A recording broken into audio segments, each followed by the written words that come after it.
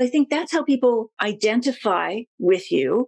No one identifies with cold, hard perfection. Like I know all the vintages of all the, raindrops and everything. So you're sharing your humanity through a story, but you can also embed the wine education through that. And that's really what I love to do. My mother always put my peas in the mashed potatoes because she was hiding vegetables on me so that I love the creamy potatoes. But that's what I'm trying to do with stories is keep someone entertained and interested, but at the same time, teach you a lot about wine through the books or the online courses.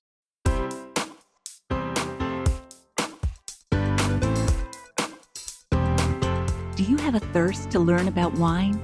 Do you love stories about wonderfully obsessive people, hauntingly beautiful places, and amusingly awkward social situations? Well, that's the blend here on the Unreserved Wine Talk podcast. I'm your host, Natalie McLean, and each week I share with you unfiltered conversations with celebrities in the wine world, as well as confessions from my own tipsy journey as I write my third book on this subject. I'm so glad you're here. Now pass me that bottle, please, and let's get started. Welcome to episode 144. Why are sugar and oak often considered the ketchup of the wine world, used to hide bad grapes or poor winemaking? How did researching my first book lead to my most embarrassing wine moment? And what's the problem with biodynamic and natural wines? You'll get all those answers and more stories on today's episode. And we're turning the tables. And Paul Kay, host of the Wine Talks podcast, is interviewing me for part 2 of our conversation. If you missed the first part last week, no worries. You can still listen to this one now, but go back and take a listen to it afterwards, as it was lots of fun. In the show notes, you'll find a full transcript of our conversation, links to both of my books, how you can join me in a free online wine and food pairing class, where you can find me on Zoom, Instagram, Facebook, and YouTube live video every Wednesday at 7 p.m. That's all in the show notes at nataliemclean.com/145. Now, on a personal note, before we dive into the show, I've been thinking about embarrassing typos that I've made, such as forgetting the L in public relations on my resume. My interviewer had fun with that one. Some of my other favorites were those I didn't make, including signs that read, "Over 10 billion severed," "Illegally parked cars will be fine," and "Shoplifters will be prostituted." But my favorite of all time was in a personal ad. "Manure woman seeks man of depth." Okay, on with the show.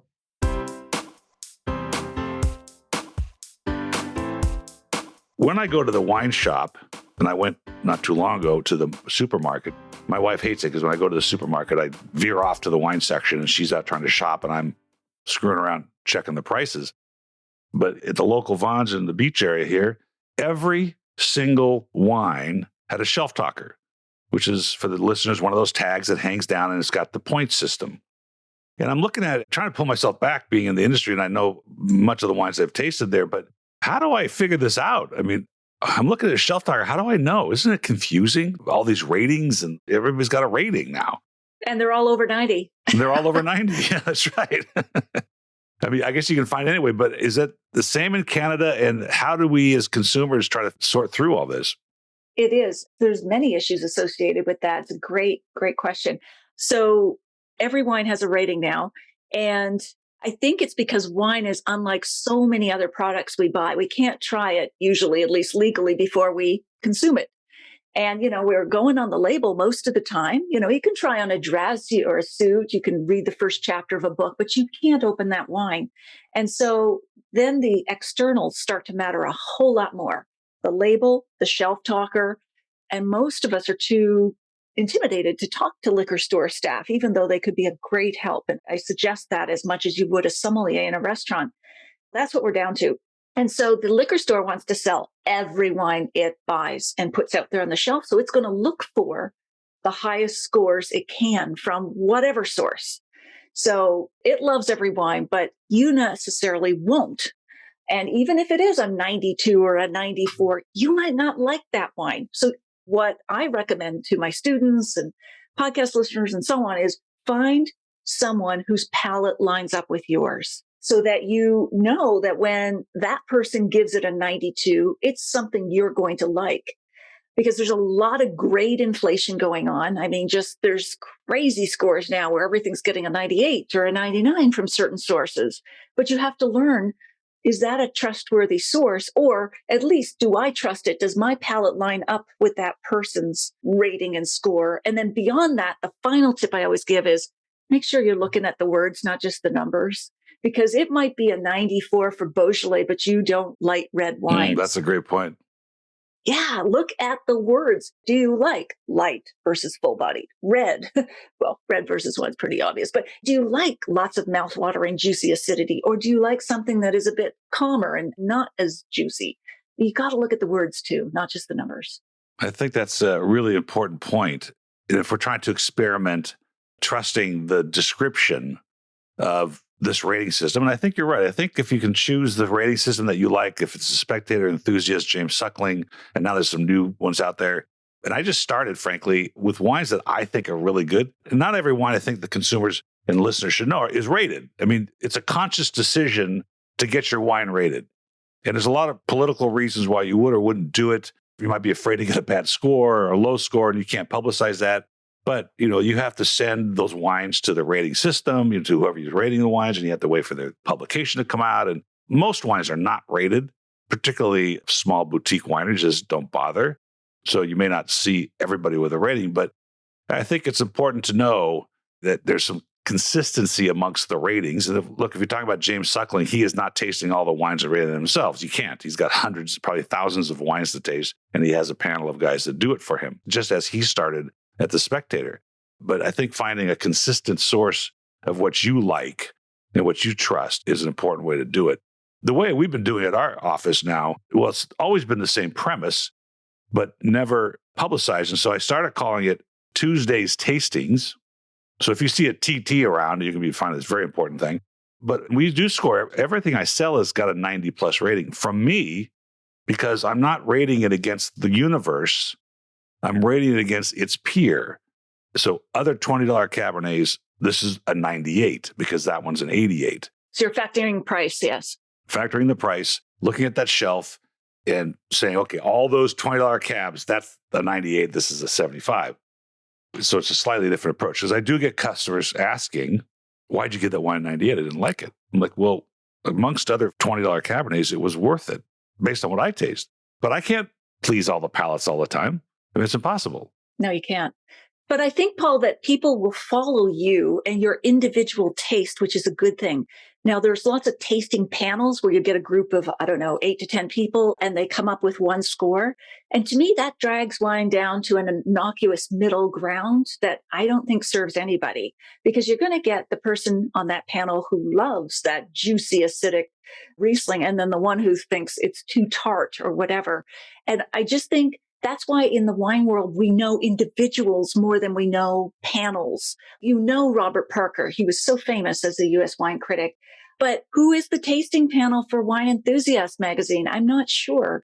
I mean, there are certain names that even contribute to these magazines, but I think wine is such an individual experience that, for me at least, you need to find an individual whose palate lines up with your own and trust that, rather than a sort of communal consent of, as I say, beige middle ground of everybody sort of liked it, but no one in particular. I think I told you the story. There was a Cabernet came by here a few months ago, and I really, really liked it, and it hadn't been rated, never been sent in. So I contacted the broker. And in America, we buy wines through wholesalers, the regular group, Southern Yawns and Spirits, Young's Market, RNDC, whoever it is, big, thick books of wines, tons of things to choose from. And then there's brokers that just go hustle stuff. And they bring in some really amazing things. And so she brought in this gorgeous Cabernet. And I said, I don't want it to have ratings. I don't ask them to make sure there's ratings. I don't care if there's a rating. I just ask if there is one, just to understand what they've done with it. She goes, no, but do you want one? I'm like, what? So I go, what does that mean? She's going to shop it around for a rating. She's going to go give it to an MW and say, sure. This got 98 from so-and-so. And so that kind of defeats the whole thing, right? That leads to the next conversation. it's a good segue to these celebrity wines. I just read yesterday that Gordon Ramsay came out with a whole brand of, I think they're Central Coast and Monterey-based Pinots and Chardonnays. Wow. Pinot and Chardonnay, I would expect him to do something honking big like an Amarone or whatever and have foul language on the back of the label. Anyway. But it's interesting, right? They're through Siebold, and that's Chris Miller, the famed master somm, and he has a winery himself called Siebold. So there's a master somm who's making wine, which there are a handful of those guys. And it's interesting to me because, again, we go back to these acronyms. It doesn't mean they're any better winemakers than anybody else because they studied all this. They understand it for sure, but the winemaking is science and biology and fermentation science. So it doesn't make it that you're a good winemaker just because you have an MW or MS. But regardless, typically over the years, celebrity endorsed wines have not worked in America. Have you seen them in Canada, and are they, people care? Well, we've seen lots of celebrity wines. I don't know that they have that much staying power because if you're paying a premium for that brand or that celebrity cachet, I'm not sure it's worth it. We talked about this, I believe, on my podcast, but Snoop Dogg has just launched up here in Canada.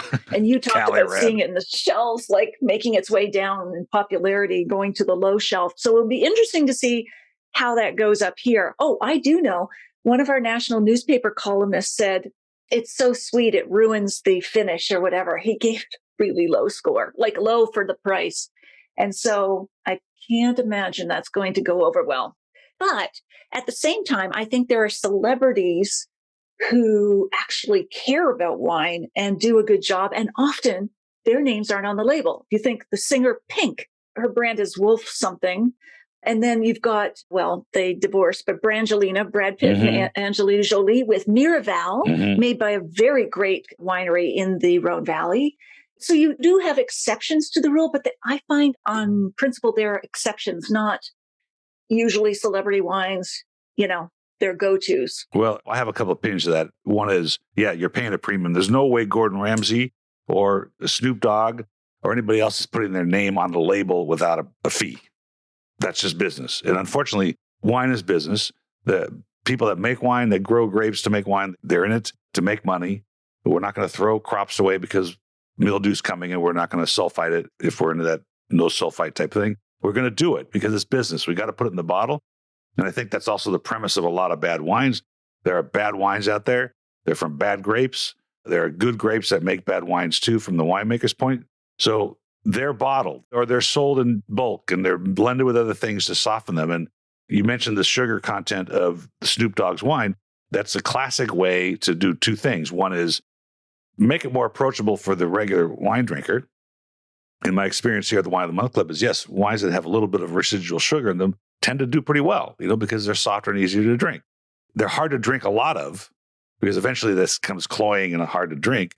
But the initial expression of the sugar is more approachable.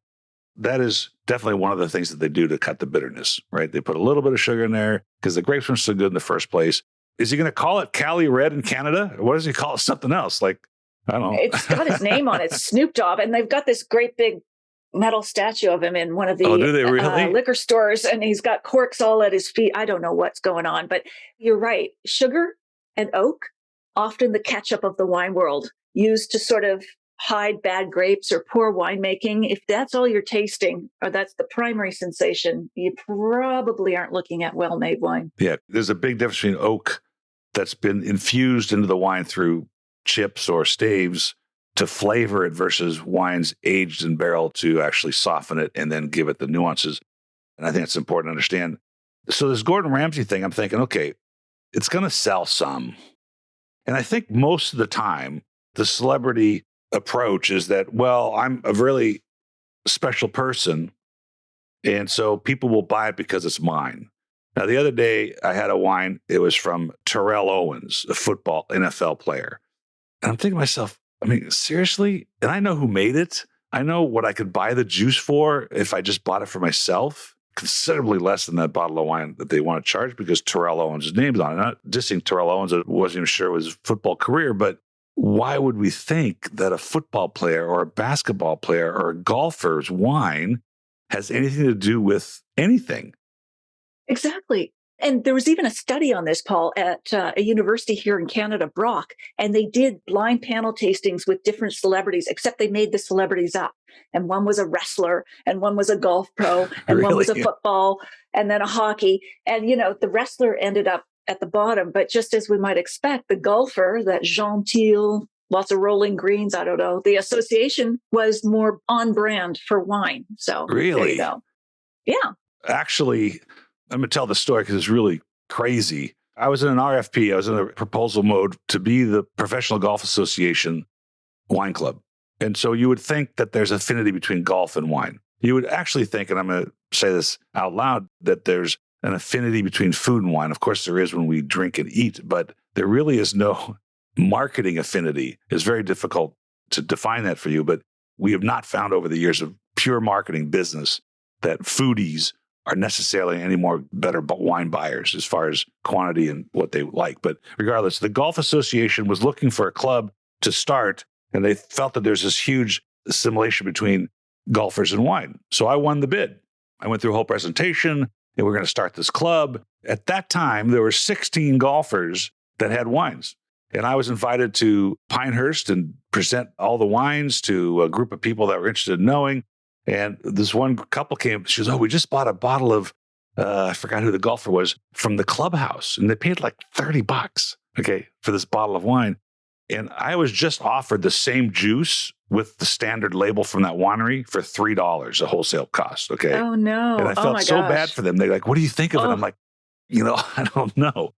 But none of those golfers have wine still, except for Greg Norman, because he actually owns 2 wineries. And Morgan, his daughter, actually manages the wineries and manages the source of the grapes and manages what the wine tastes like. But none of the golfers have wines today. And one of them was really good. It was Fred Couples. I forgot who made the wine, but it was a well-known winery in Napa. But it was a $60 Sangiovese. And if I'm a wine enthusiast, am I going to walk into the wine shop and I know I can, at that time, spend $60 on a Alexander Valley Silver Oak or Fred Couples Sangiovese, right? Right. It's a marketing game. Yeah. Even though if you like Fred Couples, still, it might be a gag gift or whatever the first time. But as you know, Paul, what's on the label sells the first time. What's in the bottle sells the second time. And people need to see the quality. That's right. For the bucks they're paying. So the irony of the end of the story is we never started the club. And that was because the poor soul that was the liaison who used to work for the Golf Association, who thought this idea was going to work and brought it to the PGA and brought me in on it, was walking from the first green to the second tee in a promotional golf tournament with one of the presidents of like Titleist or one of these big companies, and a tree fell and killed him. Oh, no. Yeah. That's awful. Isn't that crazy? Oh, my gosh. That is And crazy. it kind of goes to show you one of your time, but they called me immediately because I was one of the last phone calls he had made on his cell phone to discuss this thing. And he had just gotten the contract from the PGA that morning or the morning before. And we were about to discuss the 3-way relationship between the PGA and Wine of the Month Club and him. And it never happened. His name was Bruce Florine. It was really sad. It was just kind of a crazy, crazy end of a story, really. Maybe I shouldn't have brought that up and depressed the whole podcast. So Well, getting back to golf, of course, the only thing I liked about it was going back to the clubhouse after we had fought our way through the greens and having a nice glass of wine and steak, though they weren't branded. But that's my only association with wine and golf. But there you go. that leads me to the next question. We talked about this a little bit before, but worst moment in wine. Is there such a thing as that? And what might it be for you that you just said, "Oh my gosh, this is really not happening"? Oh, so many. Where to start? So for my first book, Red, White, and Drunk All Over, I decided to do the day in the life approach, meaning I worked as a sommelier in a fancy French restaurant. I worked in wine stores. I worked the harvest. So in the restaurant, I thought I'd up the ante, and I'm naturally a nervous, anxious person. And so I thought, why not go for like a 4-diamond restaurant, a French 4-diamond restaurant here to make myself extra nervous. So, I was trying to disappear into the wallpaper, but I finally had to flap my baby wings and get out there on the floor and serve people expensive wines, and Bordeaux in particular. And I remember there was this couple, 2 women actually, and they ordered a very expensive wine. And I started pouring it and my hand was shaking so much Wow. that I dribbled it on the beautiful, Wow. beautiful white linen tablecloths. Yeah. And so she didn't even look at me. Her voice and her face just turned really hard. And she Wow. kept talking to her friend. And then I said, I'm sorry, I'm sorry, I'm sorry. And like I was in this slow motion, I'm sorry. She refused to look and she said, that'll be all. And I felt for the first time what it felt like to Wow. be dismissed, like not service, Wow. servility. Yeah. And it was just like, oh my God, I'm never going to do this to anyone who makes a mistake in a restaurant ever again. So I just sort of slunk off and had to tell the manager, and he comped, an extra, I think it was either bottle or glass, but it was just so like, oh my God, I I don't have a want to ever do solution this for again. that. A Okay. wine pouring disc. Ah, That'll stop the where drift. were you when I needed you? That's right. I should have come out with I don't know if they would have allowed them in this fancy place, but yeah, it'd be like pouring with training wheels. I got my little thing here. What would you think then as a wine educator? Well, no, not the wine educator, the chief of wine happiness. What would you consider your strongest suit? Like, would it be the education aspect, your tasting skills, your ability to describe wine, which is different for everybody, or pairing things? Writing skills obviously are very high in your list. Thank you. Yeah, well, I think tasting, I don't know. I've been identified as a super taster, which doesn't mean I'm a better taster. It just means I'm a more sensitive one, more taste buds in that. But I think really what my passion is storytelling. And whether that's through my online courses and trying to connect with people through stories or the writing in the books. I just love stories. Like, you're a great, great interviewer, Paul. You're bringing the stories out of me, like, sitting down, getting interviewed for McKinsey or whatever, just the one we just covered. But I think that's how people identify with you.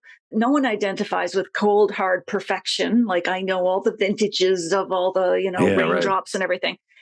So you're sharing your humanity through a story, but you can also embed the wine education through that. And that's really what I love to do.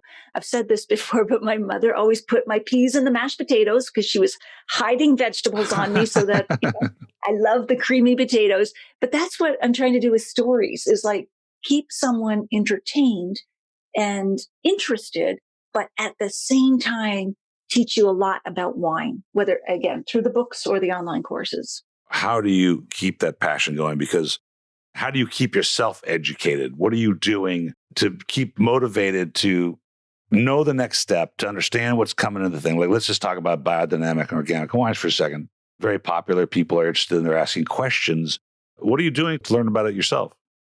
Well, this may be the lazy way out, but I just line up guests on the Unreserved Wine Talk podcast and ask somebody else. And that's the way I educate myself, because I just ask nosy, impertinent questions that I'd never get to ask if I were just at a dinner party with this person. So we'll dig right into biodynamics or orange wines or whatever the latest trend is.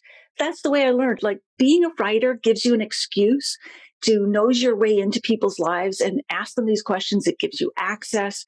And that's the way I learned, by keeping curious and staying both neurotic and impertinent. It's funny. Well, I wouldn't say impertinent, but maybe a little. No. Absolutely. The questions I ask. We talked about Tilar Mazio last time, the author of Hotel Place Vendôme and Widow Clicquot. But that's exactly right. I read her book because I love the stories of the war, and I love Paris, and we love the Ritz, and we love the Bar Hemingway. And so I read this story and I'm enamored, and I find out that she has a winery. So she's on the show. We're talking about wineries. Well, I found out from her that she's part of the raw movement out of London with Isabelle Legeron. And I get a chance to talk to, and so we move forward as podcasters and media, like, well, that was an interesting story. I wonder where I can get to the root of that part of it. And it teaches us a lot. Exactly. One thing branches into another, and you just follow your line of curiosity. It teaches us a lot. This kind of goes back to, and I keep coming up with more subjects, and we're running out of time here, but we talked about biodynamic wines, and I had a Bordeaux last night that was biodynamic. It was fabulous. And I would have only known it was biodynamic by the taste, because they're a little brighter, they're a little fresher, they have a little bit more approachable character when they're younger. They don't seem to last as long, right? They don't age well, but they sure are bright. But there are a lot of biodynamic and organic wines that taste like horse manure. I'm guessing this. That's barnyard. You got to use the fancy barnyard, term. right? Well, now they had the poop emoji. I got to make a horse poop emoji, and maybe we'll start using that. Yeah, that's right. Get specific. What type of poop Exactly. is it? Come on. So it gets, I don't know if this generation, and my daughter, who's the baker in New York, loves orange wines, and she actually taught me about them when they first came out. I had never even heard of them. And I'm thinking, this generation is stomaching these wines because a lot of them just aren't that good. It takes a long time, as you've probably learned with your podcasting and your reading experience, for a winery, let's say the 3 years minimum to become certified organic, or the 3 years minimum to become certified biodynamic. Doesn't mean you make good wine from it. It just means that you're processing the grapes and you're processing in the winery to the standards that certification allows you. But it takes a long time to understand, when you've converted a winery from conventional to organic or biodynamic, what those grapes are going to do, what they're going to taste like. How are we going to make the best wine from those new grapes that are different from the ones that we grew before? Have you tasted some of these things and found them just to be really hard to stomach? Swallow? Yeah, swallow. Better word, swallow. Yeah, exactly. Sure. There have been some real ugly babies in the glass. And, whether it's natural, raw, orange, I mean, there's just some weird stuff out there. But I recognize, there's a whole world of taste and diversity and drinkers as there is in glasses of wine. What I don't agree with is funkiness or weirdness for the sake of it. A wine should still be well made without faults. It should try to be typical of where it's from. It's like anything in music, books, and so on. You can be avant-garde, but that can't be the only virtue of what you're creating. That's a great way. It's got to deliver some message, some pleasure, something beyond. I'm just different. Great I'm way weird. to put it. I stink. Yeah. That was very articulate, because who has not been to the natural food market and bought carrots or turnips or something and just gone, these just don't taste that good. They're just not that great. Just because they're organic. On trend. Yeah. They're very trendy. Just because they're organic doesn't matter. Yeah. You were talking about pairing guides. It's an important part of what we do, because, and I'm going to go back to a conversation I had with Jonathan Waxman, the famed chef, around here, and we'll close with this thought. It's not that long ago that my aha moment, and I've been doing this for 30 years, but the aha moment of, and I'm going to move the direction of what I do when I get home. It used to be, honey, what are we having? Or what can I make? And then I'd open the wine. And now when I get home, it's like, what do I feel like drinking? Do I feel like this Canary Islands red? Or do I feel like a fine Burgundy and spend $300 on a bottle of wine? Or do I feel like my regular Bordeaux, from the Bordeaux Club? What do I feel like drinking? Or in other words, how do I want to feel after I drink this? And then I worry about what's for dinner. And Jonathan Waxman said, yeah, that's what we do. I open what I want to drink, and then I open the fridge and see what's going on in there to see if anything works. Is that happening at your house? Absolutely. I'm an earrings first kind of gal, and then I choose the outfit. So wine is always first. Not that wine is just an accessory. Thank you very much. Right, but sure. I lead with wine, and then I figure out what can fit with this, the food, the people, the place. Definitely, I'm a wine first kind of person. I think it's a fun approach, and I encourage listeners to start thinking that way and having a variety of wines on their shelf at different price ranges, depending how they feel, to experience the character. Natalie, it's been a huge pleasure having you on the show. I hope we get to do it again sometime. Absolutely, Paul. I would love to. I've loved the chat we had on Unreserved Wine Talk podcast. And this one, I just think we could talk for hours. I know we could. We could. Cheers, and thanks again. I hope to see you soon. All right. Thanks, Paul. Cheers to you too.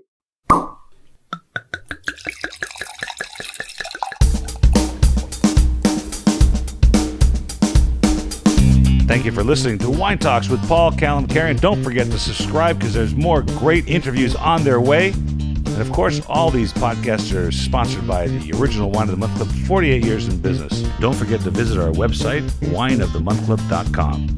Folks, have a great time out there in the wine world. Cheers.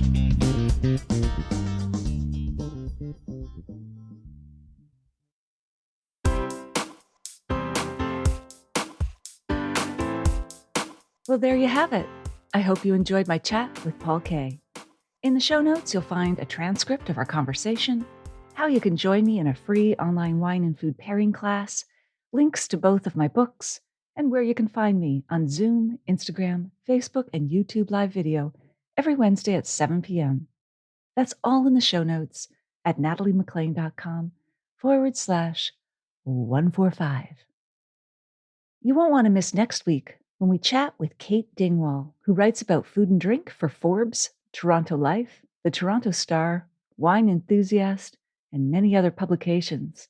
She's also a sommelier at Dreyfus, one of Canada's top restaurants.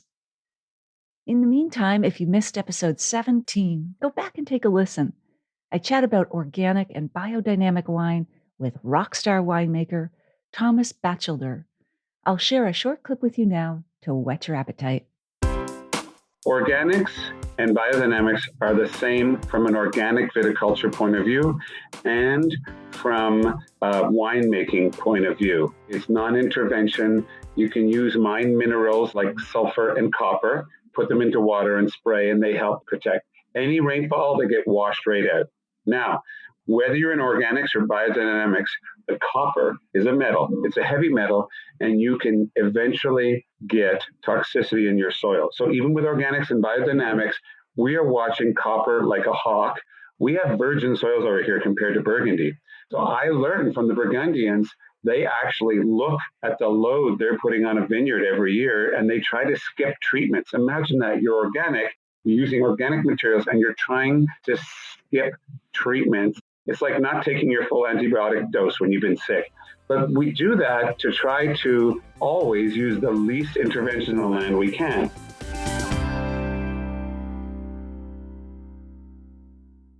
If you like this episode, please tell one friend about it this week, especially someone you know who'd be interested in the tips that I shared. Thank you for taking the time to join me here. I hope something great is in your glass this week. Perhaps a wine that has only a kiss of oak.